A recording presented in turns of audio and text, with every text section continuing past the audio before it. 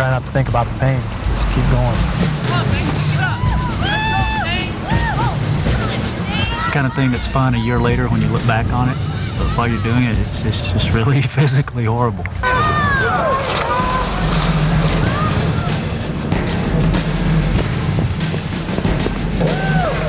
Just want to try and be the best of the best. Worst thing would be not to try, so just got to go out there and give it our best shot. Best Ranger competition is the ultimate physical challenge that the Army can offer outside of combat.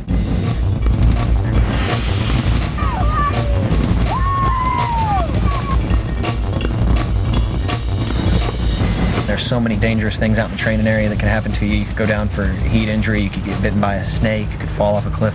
You have to be crazy to actually want to do this competition. You got to have heart from start to finish.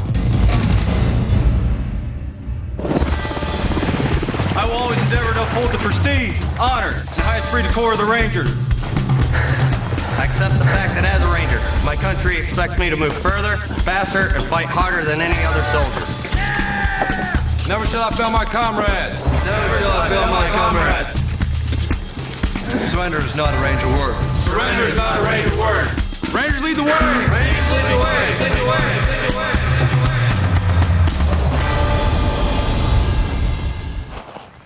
I'm Oliver North. Welcome to U.S. Army Rangers, the best of the best.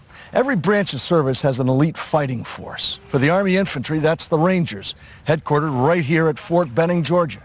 Part of the Ranger Creed, the words that these volunteers live by says, and I quote, "I accept the fact that as a Ranger, my country expects me to move farther, move faster, and fight harder than any other soldier."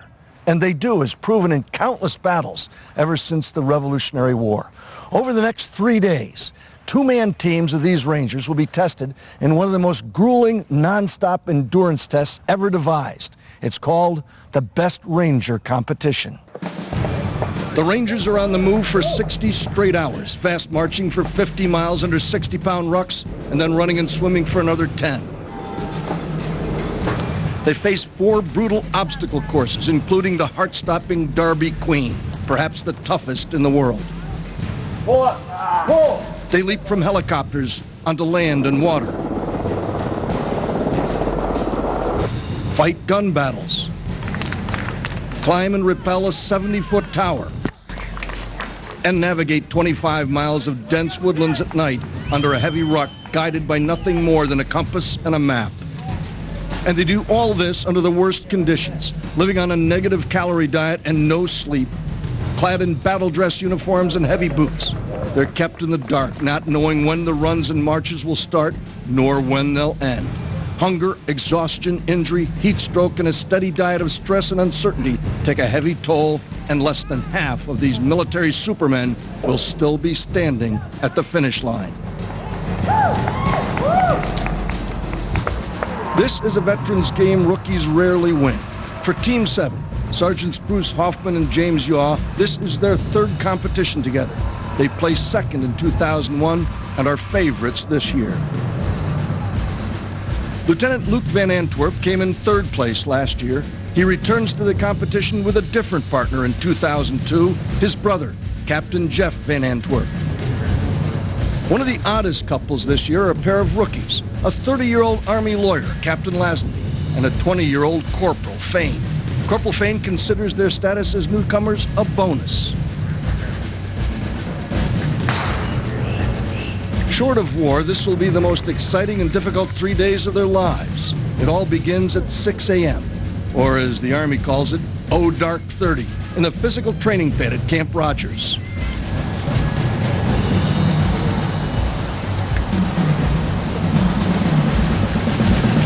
Okay, gentlemen, get ready, get set. Go big! Yeah! Begin. It's still dark when the games begin with something innocently called physical training. 4 minutes of intensive push-ups and sit-ups intended to burn out the Rangers' arms and legs before the start of a grueling obstacle course. The Army has brought in teams from the 4 corners of the globe, from Korea to Kosovo, Germany to Hawaii.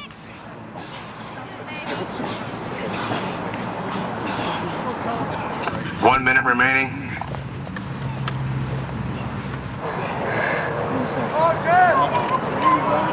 10, 9, 8, 7, 6, 5, 4, 3, 2, 1, stop.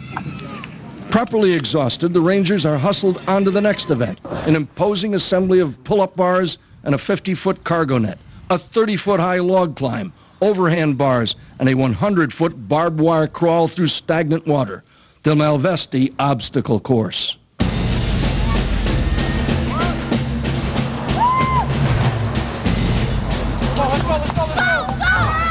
The Van Antwerp brothers are the first to go through the obstacles, having won the physical training with 418 push-ups and sit-ups in just 4 minutes.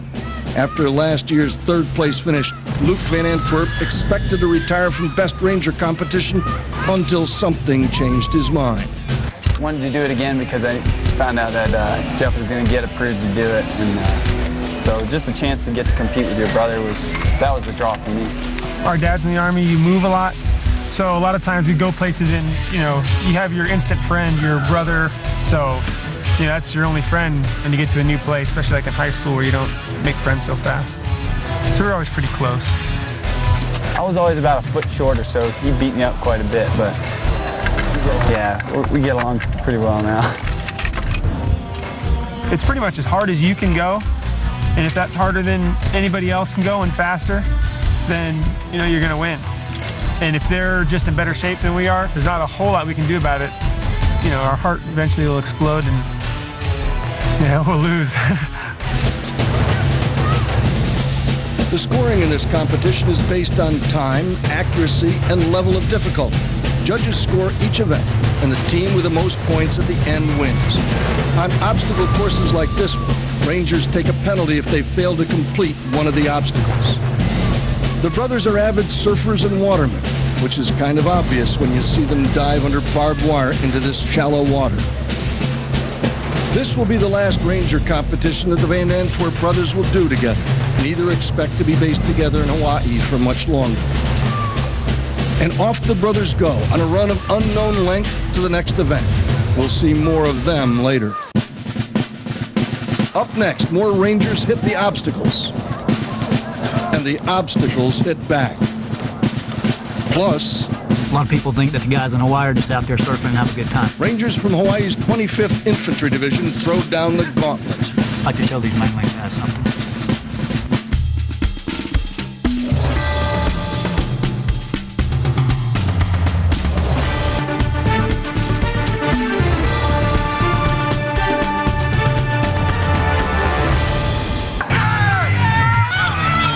Look, Dave.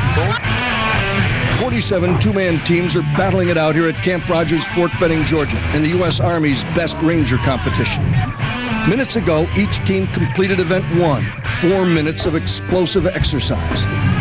Now they're entering this obstacle course in the order that they finished the first event. Team 31, Sergeants Jones and Sebring, took third place with 402 push-ups and sit-ups. They're one of 4 Ranger teams sent from the Army's 25th Infantry Division based on the island of Oahu. Collectively, they call themselves Team Hawaii, and they've been led since January by a 3-time competitor, Sergeant Greg Baker. I got 8 guys, 4 two-man teams. I got 5 officers and 3 non-commissioned officers. One team consists of Staff Sergeant Jones and Staff Sergeant Sebring. They're more serious. They don't joke around a whole lot. Everything's business to them all the time. I got another team, Captain Johnson and Captain Haynes. And life's just one laugh after another for them. I don't think every team realizes the effects of the heat. Been hot today, been hot the last couple of days. We got the heat cranked all the way up, all the way. We like to get at least 3 or 4 hours in here a day. Johnson here is an overachiever, likes the sweatshirt. Rounding out Team Hawaii are Captain William Todd and Sergeant Sean Shirey, and the brothers Luke and Jeff Van Antwerp. Mostly strangers just 4 months ago, they're now a tight-knit group with a secret weapon, team chemistry. Everyone's been getting kind of nervous as it's been getting close to the competition, and people are getting grumpy and get on each other. But that's when everyone relating to each other has been a good way to kind of blow off steam.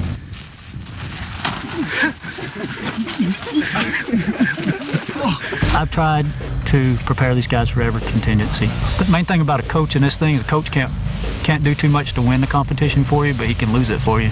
Kind of come here maybe with a little bit of chip on our shoulder, because a lot of people think that the guys in Hawaii are just out there surfing and have a good time. Well, we do surf and have a good time, but we train pretty hard too.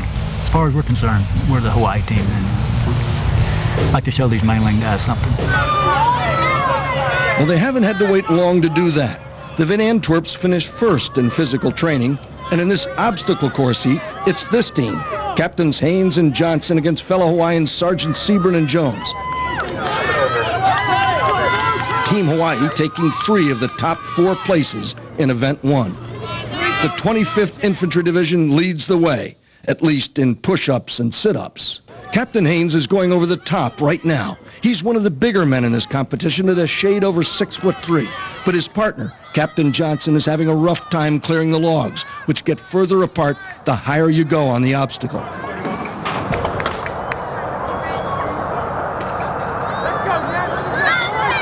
This part of the obstacle course is nicknamed the Worm Pit, and it's much tougher than it looks. The soldiers' uniforms quickly become waterlogged. The barbed wire is too low to allow much movement, and they're crawling through very slippery Georgia mud. The Hawaiian Rangers come out of the pit winded and waterlogged, and now have to slog off to a run of unknown length to the next event. On their way up the cargo nets are 2 of the favorites from the mainland, Team 7, Hoffman and Yaw, a tight-knit pair who placed second last year. They spend a lot of time together, taking Ranger students on training missions in the swamps of Florida, up to their elbows in alligators, day in and day out. They've become a symbiotic pair, instinctively supporting each other through the toughest of times. When I get down, he'll say something positive just to reinforce me, and then we'll start laughing and get focused and drive on.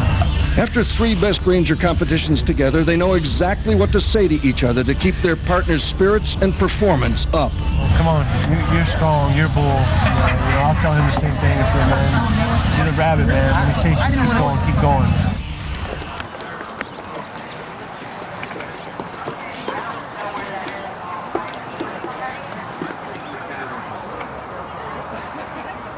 Hoffman and Yaw have little trouble getting over the log climb, but Sergeant Hoffman finds a bit of a hard landing.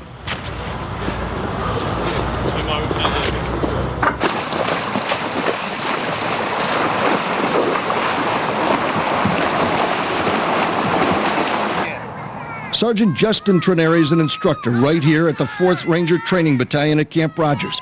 His partner, Lieutenant Scott Gilpatrick, is the 4th Ranger Training Battalion's chief medic. In many ways, these 2 fit the classic Ranger stereotype, intense, motivated, and accomplished. But like many Special Forces groups, they're also full of surprises. We are the people's team. We represent all the smartasses in the Army. So, I don't know if you can say that or not. Oh, well. I don't see anybody's career going far in the military without having some sort of sense of humor.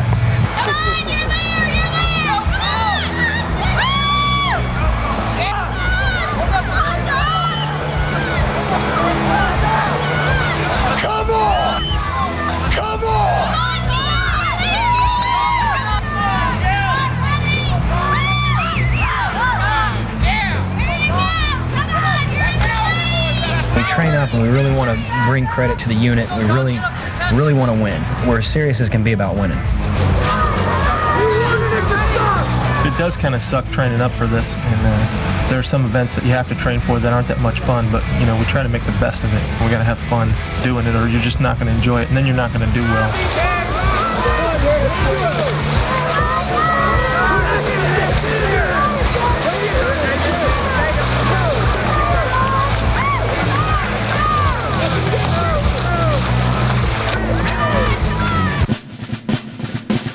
Coming up on U.S. Army Rangers, the best of the best.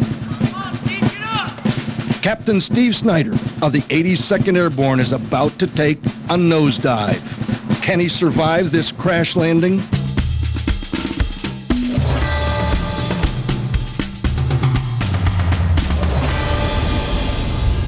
Rangers lead the way! Rangers lead the way! Lead the way!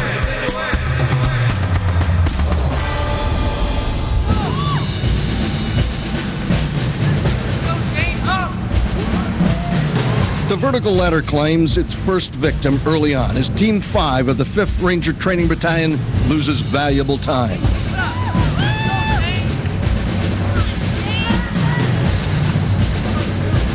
Then, just minutes later, Captain Steve Snyder from the 82nd Airborne is struggling to reach the top beam.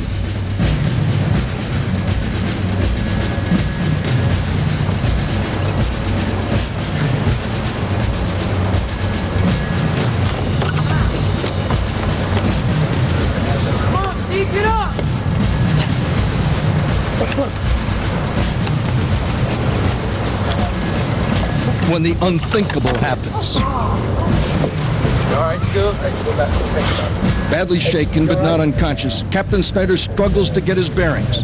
For most of us, a 30-foot fall would send us to the emergency room. But Captain Snyder's a Ranger, and Rangers are different than the rest of us. And these aren't any competitors. These are individuals who recognize that there are great threats to our freedom out there. And if they aren't willing to have the physical and mental toughness, courage, the willingness to face incredible risk, then who is?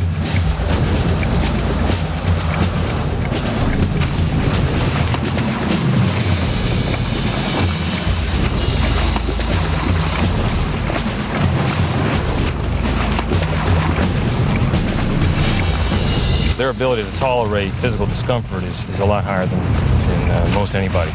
I don't think that they can be expected to respond to pain like most people, and that's what makes them unique competitors. In past years, competitors have finished this contest with broken bones and torn ligaments, and they will this year as well. But medics and doctors can and will pull competitors out of the competition if they have a limb or life-threatening injury. We think about what could really be life-threatening. One is a heat stroke.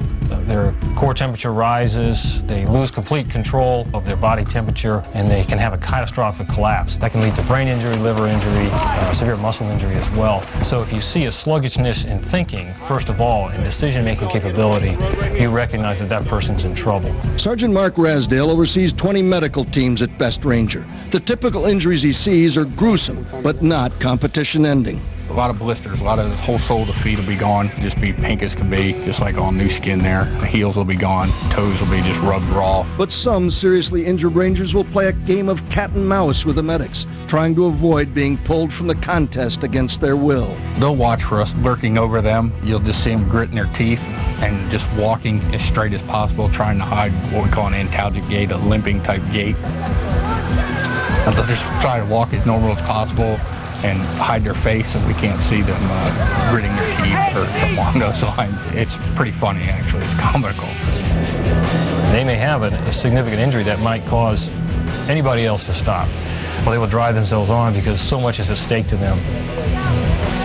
The drive to live up to the Ranger creed, to not let down a buddy, will often take precedence over a competitor's drive to protect his own well-being. And it's a job of the medics to protect a Ranger's health whenever that happens. As for Captain Snyder, he sustained a broken nose on the obstacle course, but refused to stop for medical attention.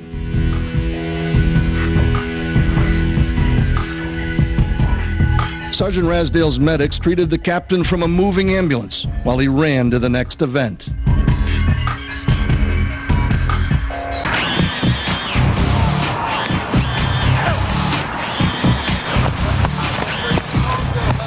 From the obstacle course, the teams begin pounding the pavement for the start of an undetermined distance run, which turns out to be a little more intense than your average morning jog.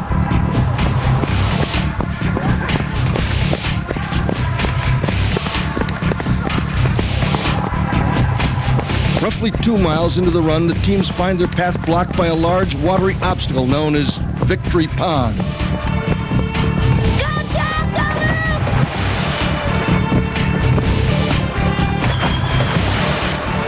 The Van Antwerp brothers are leading the pack and are first into the drink. They're best of friends, and it's just great to have them competing together. They're a well-matched team, I think, because they're both about the same speed and size, and they'll be pushing each other.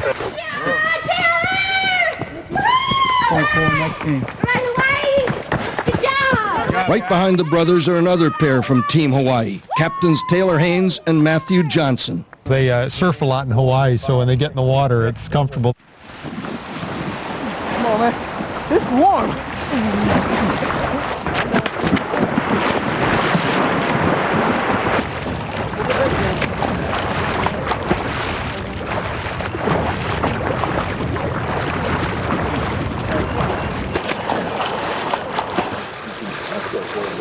Soaked to the skin, sloshing in their boots, the Rangers take to the road again. Their morning run isn't over. The run ends 2.5 miles later at the Urban Warfare Lab, where the Rangers will now get a short breather and time to dry out before their next event. The standings at this point: in 5th place, Captains Ermino Cruz and Brandon Teague. 4th, Captain Dwayne Patton and Staff Sergeant Daniel Jenkins. In 3rd, Sergeants Bruce Hoffman and James Yaw. In 2nd place, Captains William Colbert and Sean Fitzgerald. And in the lead, it's still the brothers Van Antwerp with 282 points. Up next on U.S. Army Rangers, the best of the best. What do we got here? Darth Vader suits? It's the Urban Assault Course and hostages that need to be rescued. Team number 2, Sergeant Snyder. When we come back, the People's Team storms a building.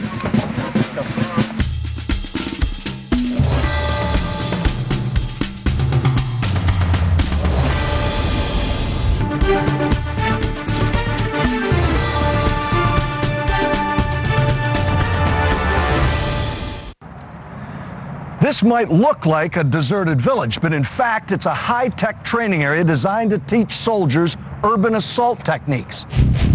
Urban assault instructions become an integral part of infantry training. This village is built completely to scale, from the church to the cafe, even the sewers. The idea is to familiarize soldiers with any type of urban environment. The city fight is a whole different animal than the other fight. It consumes men and equipment very rapidly. The most important technique in city fighting is called room clearing, securing an indoor space in a hostile environment. Normally a room is cleared with a 4-man stack. Each man is given a point that he goes into in a position inside the room that he observes. They try to identify friend and foe, and the way they do the foe a lot of times is they look at their hands, whether they have a weapon or something of that nature inside their hands. For the best Ranger competition, the teams are required to clear and secure rooms as quickly and as accurately as possible. They're firing what's called simunitions, which are non-lethal bullets made of detergent. And they're watched over and recorded by closed-circuit cameras, which help the cadre analyze and score how fast each Ranger team can clear a room. You stay behind me, go to the corners. Sergeant Justin Trenary and Lieutenant Scott Gilpatrick get briefed by the cadre. Their mission: enter a building where hostages are being held and kill an unknown number of terrorists without harming the hostage or getting shot themselves. Once you're put in the rooms, you'll get back up off your butt, and both of you will exit that building the same way you came in. Oh, okay. One question. Yes. Clear the rooms. Yes, multiple rooms. Multiple rooms. Okay. Hit that first corner. Hit that corner and take a knee. What do we got here? Darth Vader suits? The ruler one.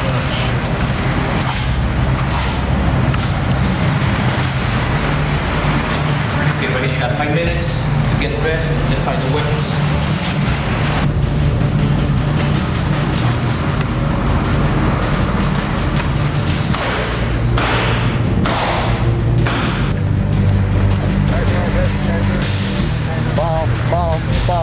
Team number 2, Sergeant Snyder. Take all your instructions over here and square.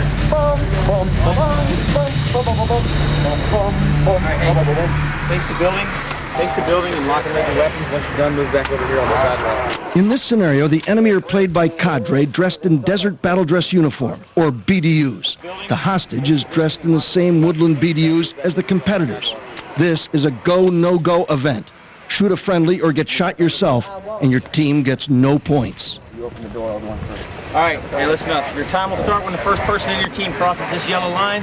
Your time will stop when the last person in your team exits the building and crosses back over this yellow line. Okay. All right, the door to my rear is where you'll enter the building and where you'll exit the building. Roger. Okay? Begin when ready. I'll do that. So you do that, okay? Open the door all the way up.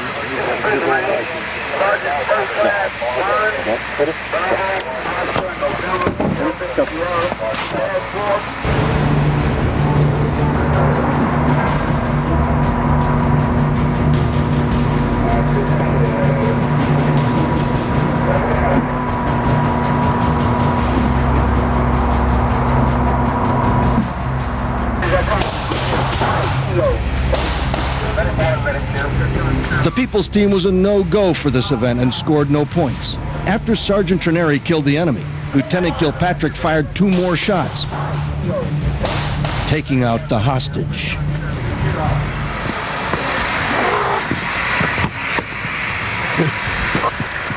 Doc's a lifesaver, not a life taker. Don't worry about it. You shot the friendly, ran right in there and just shot him. We were trying to move out for time. Yeah, it was, we were just moving really fast, moved through the first 2 rooms real quick, and then once we hit that 3rd one, just as soon as I saw that guy sitting there, I was just like, oh, shit, I'll shoot him. And I knew I was supposed to shoot the guy in the desert. And then shot the guy in the river. Next, U.S. Army Rangers go airborne. Execute. Crystal, go ahead. And a member of Team Hawaii finds himself high and dry. Basically just had his parachute turned the wrong way, and we had high winds this morning, and he ended up in the trees.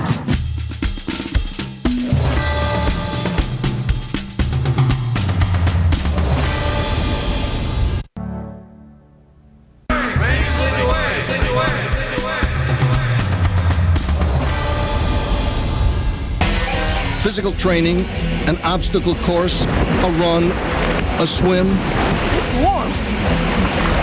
I think I drank more of that pond than I wanted to. Another run. And the urban assault course.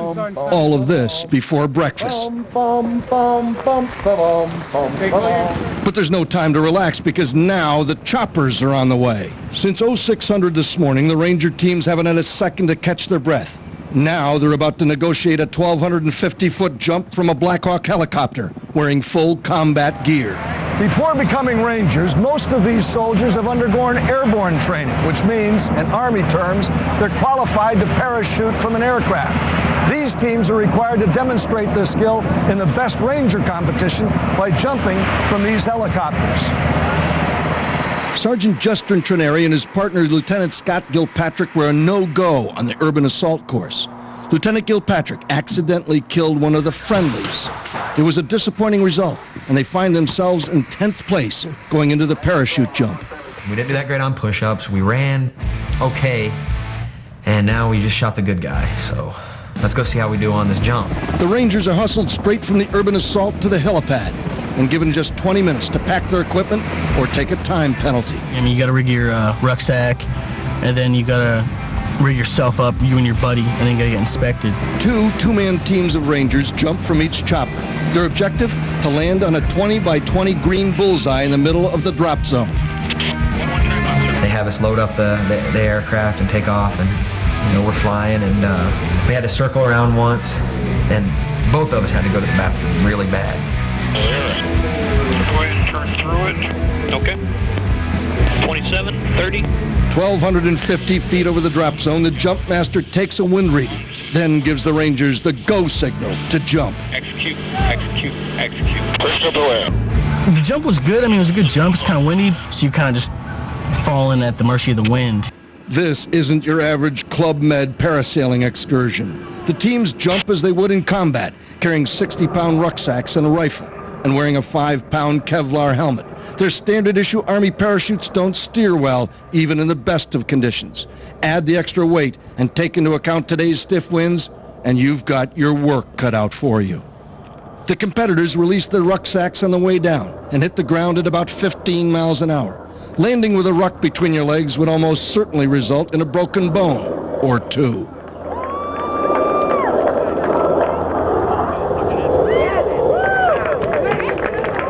They let us out a bit late, and so we ran with the wind as much as possible, but, we didn't get out. I mean, the guys who got let out after us, they landed almost right next to the X. They did it one circle, and they came back around, and we exited, and Scott exited first, and then I exited, and we did a great parachute insertion. He was just slightly in front of me, and I was right behind him, and Scott came 10 feet from the point of impact. The goal in the spot jump event is to get the quickest time possible. The clock starts when the second team member hits the ground and ends when both team members check in at the Malone firing range, roughly 2 miles away. But before running to the firing range, they must both make physical contact with that bullseye. I was probably about 100 meters behind him. He landed before me, so he got out of his gear before me and came back and helped me carry my stuff. It's a good start for the People's Team, but they weren't the only guys from the 4th Ranger Training Battalion to move up the charts. We had a bad start. Started off in 37th. But a good landing can boost the team's standings, like it did for Sergeants Britt and Julius. Moved to 23rd place, I believe, after the spot jump. We did real good on the spot jump. On the other hand, Sergeant Sebring from Team Hawaii had a less than happy landing. You had one of your guys go into the trees here on the drop zone. Okay? Yes, sir. I'm not sure what happened to him.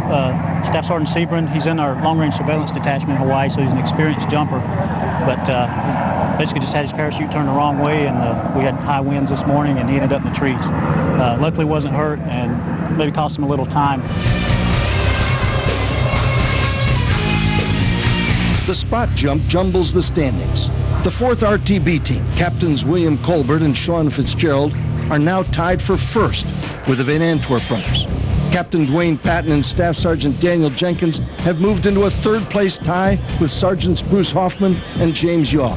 And that pinpoint landing helped move the People's Team, Gilpatrick and Ternary, up 5 spots to 5th place. My country expects me to fight harder, move faster than any other soldier. U.S. Army Rangers are the best of the best. We deprive them of food. We deprive them of rest. Next, find out what it takes to join this elite fighting force. Get your ass down if you want some diapers. There comes a point when your body lets you down and then your mind takes over.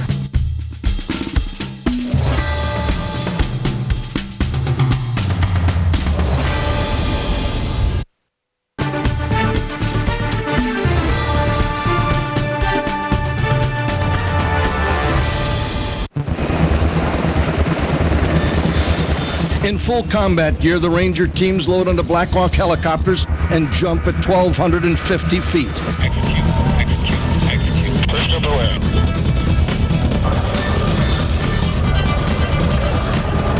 They hit the ground at a stomach-churning 15 miles an hour.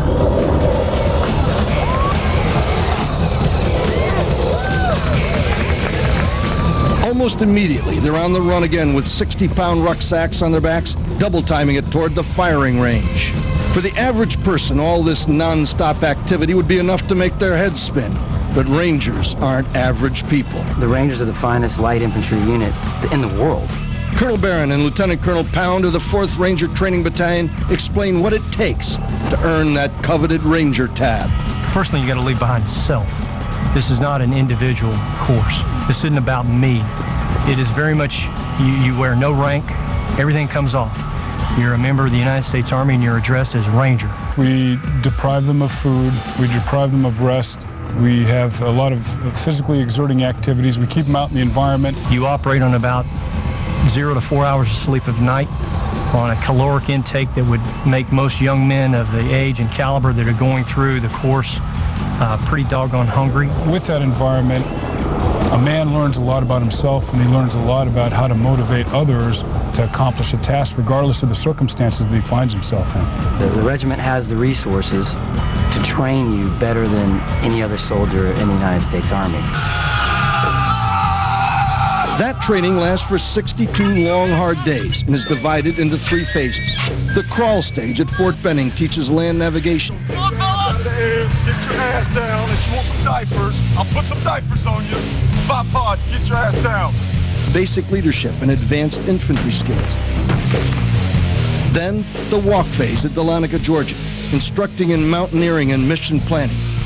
And finally, the run phase at Eglin Air Force Base in Florida, where they learn jungle warfare, small boat maneuvers, and airborne insertions. It's considered one of the toughest courses in the military, and only 50% will graduate. We'll push them, and we'll push them past points that they thought that they could not go further. They find themselves, all of a sudden they're going further. They're taking extra steps, one step at a time. When you go through something like that, I think it does kind of humble you. But you're also tougher, physically and mentally. Another important part of becoming a Ranger is learning to live by the Ranger Creed. I'll always keep myself physically strong, mentally alert, and morally straight. Never will I leave a fallen comrade. My country expects me to fight harder, move faster than any other soldier. Every Ranger memorizes that Ranger Creed. It's a discipline. It's not something you can put on, like when you go to church on Sunday and you put on your suit and you got your Bible and you sit there for 10 minutes. These guys that are Ranger qualified, they inculcate this through their entire life, and they live by it on a daily basis. When it comes to the point that we can no longer live by the Ranger Creed, then we're no longer Rangers. Wearing the Ranger tab is a mark of a chief, a sign that you've joined an exclusive brotherhood of soldiers who are proud to say, Rangers lead the way. What I think distinguishes him from many other soldiers is the special outlook that he has, the attitude. It's a mystique. I don't know what makes people do it. In retrospect, you sometimes think, why did I do it? Maybe I didn't want to be a Ranger. I just wanted to be around people who wanted to be Rangers, maybe good men, all of them. There's something about living and fighting together that way and training that way that makes us so close. All these guys are winners out here, by the way. Just to make it, to be a competitor in this competition marks you as a winner. This is the M4 carbine made by Colt Corporation. It is a magazine-fed, gas-operated, air-cooled, shoulder-fired weapon. It's lock and load time on the best Ranger competition. Plus, I could see Chinese 15 yards away bayoneting some of my wounded Rangers. Meet a real American hero next on U.S. Army Rangers, the best of the best.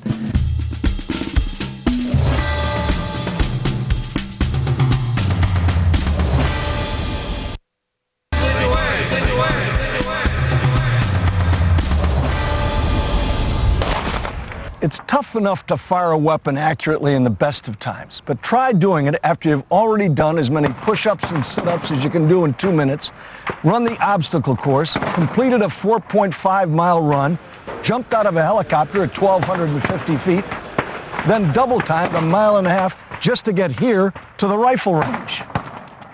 This is a standard rifle qualification range for the United States Army. This is the same one every private in the Army does every 6 months. The best Ranger competition is based on training and skills that all Rangers learn before they earn their Ranger tabs. Disciplines that in a combat situation can make the difference between life and death. I was a brand new second lieutenant just out of the basic course in jump school here at Benning. Ralph Puckett was just a young man in 1950 when the North Korean People's Army crossed the 38th parallel and invaded South Korea. President Truman committed U.S. forces to the fight, and Ralph Puckett, then a lieutenant, found himself as a Ranger company commander. We were involved in a lot of combat and reconnaissance patrols, ambushes, trail blocks. On November 25th, 1950, 40 miles south of the Yellow River, Lieutenant Puckett was ordered to lead 51 Rangers across 800 feet of open terrain to capture Hill 205. We took that hill, losing 4 Rangers along the way. A few hours later, the Communist Chinese struck back. The mortar barrage that fell on our position, a shower of hand grenades, automatic weapons, the Chinese had advanced right to the perimeter of our company. The attack continued throughout the night, and though he was wounded in the thigh, Lieutenant Puckett continued to lead his men in the fight. During the next several hours, this company of 47 Rangers repulsed 4 more assaults of what later was officially estimated to be a 500-man Chinese battalion. As dawn approached on November 26th, the Communist Chinese launched a 6th assault. Severely wounded, Lieutenant Puckett ordered his men to retreat without him. As I lay there on the ground, I could see Chinese 15 yards away bayoneting some of my wounded Rangers. When all of a sudden 2 of my Rangers, Privates First Class Billy G. Walls and David L. Pollock, charged up the hill, killed 3 Chinese who were then only 10 yards away from me, and came up to where I was lying on the ground. The privates carried Lieutenant Puckett to safety, living up to those stirring words in the Ranger Creed, "Never will I leave a fallen comrade behind." I've always appreciated that little insubordination on the part of Walsh and Pollock. But if they had disobeyed my order, I wouldn't be here today. Sergeant First Class Brian Arabinko is the senior cadre at the M4 firing range. This is the M4 carbine made by Colt Corporation. It is a magazine-fed, gas-operated, air-cooled, shoulder-fired weapon. It's capable of either semi-automatic or 3-round burst. It's a selective fire weapon, thus a true assault rifle. The competitor will enter the range and then he'll move to the foxhole, at which point he'll enter the foxhole, arrange the sandbags how he wants them so he can best shoot comfortably. They'll shoot 20 rounds from the foxhole supported, which is a standing position with sandbags. Once the targets start coming up, they'll come up anywhere from 50 to 300 meters, about 3 lengths of a football field. After firing from foxholes, the competitors move up to the second stage of the course. Fire. Lock and clear all weapons. Once locked and cleared, go ahead, move forward to good prone up first line. And then they'll move outside the foxhole and shoot 20 rounds from the prone unsupported position, where they're basically balancing the weapon on the ground.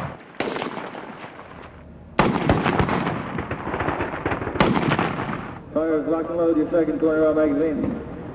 Rangers are better trained as marksmen than the average infantryman, but today, nerves and fatigue become a factor.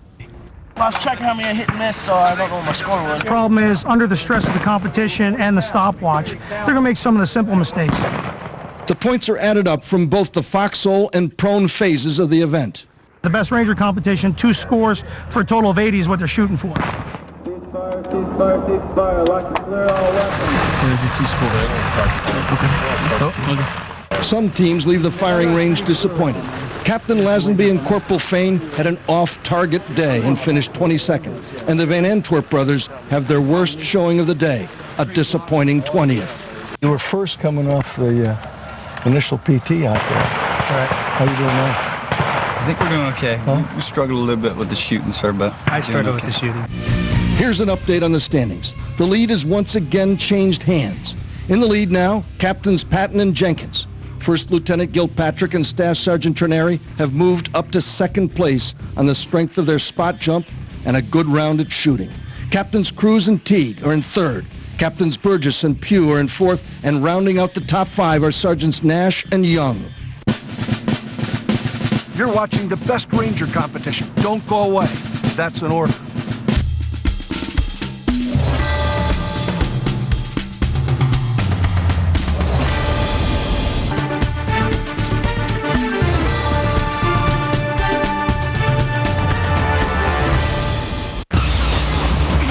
Sit-ups, push-ups, an obstacle course, 6 miles of running and swimming, a shootout, a parachute jump, execute, and live firing for score. Not a bad day at the office. Even after just the first event or 2 within the Best Ranger, that would be sufficient to require some sort of recovery in the vast majority of individuals. But believe it or not, all that exertion is considered just a warm-up for a truly horrible evening. It's warm. We're fixing to do one of the most brutal events coming up next. Tonight's the big separator, because we'll probably lose about half the teams. It's a smoker. A smoker, brutal, the big separator. Tough talk from tough men who know what they're talking about. The foot march is where the competition really begins. That's what separates the men from the boys. The road march is just obviously going to be very, very painful. And they have 6 hours to complete anywhere from 18 to 24 miles. They'll march for 6 hours at top speed, sometimes even breaking into a run, carrying 60-pound rucksacks. And they won't even know where the finish line is. Sucks. There's nothing fun about walking 20 miles with weight on your back. We're going to exert ourselves to complete exhaustion on each one and see what happens. As the teams prepare for their all-night forced march, here's a last look at the standings on day 1. So far, the lead has changed 3 times. The Van Antwerp brothers led through most of the early events, but have slipped to 8th place. Patton and Jenkins of the 5th Ranger Training Battalion started in 11th place, but have now taken over the lead. Lieutenant Gilpatrick and Sergeant Trenary of the 4th Ranger Training Battalion have raced up from 20th to 2nd. Captains Cruz and Teague of the 11th Regiment have been in or near the top 5 all day, as have Captain Burgess and Sergeant Pugh of the 75th Ranger Regiment, while their teammates, Sergeants Nash and Young, have moved to 5th place. Good job, brother. Next on U.S. Army Rangers, the best of the best. Day 2 of the Best Ranger competition. The teams are tested on their skills as infantrymen, speed climbing a 60-foot tower, and their stamina on the world's toughest obstacle course. But first, they have to survive the all-night road march. The best of the best are about to start the grueling night march. Teams are tired, hungry, suffering from severe physical discomfort. They're carrying a 60-pound rucksack and full combat equipment. Rangers like to say this sorts the men out from the boys, but it's only the start. You don't want to miss next week's episode of U.S. Army Rangers, the best of the best. I'm Oliver North. Till next time, good night. He's got a big heart. I don't know of anything that can make him quit.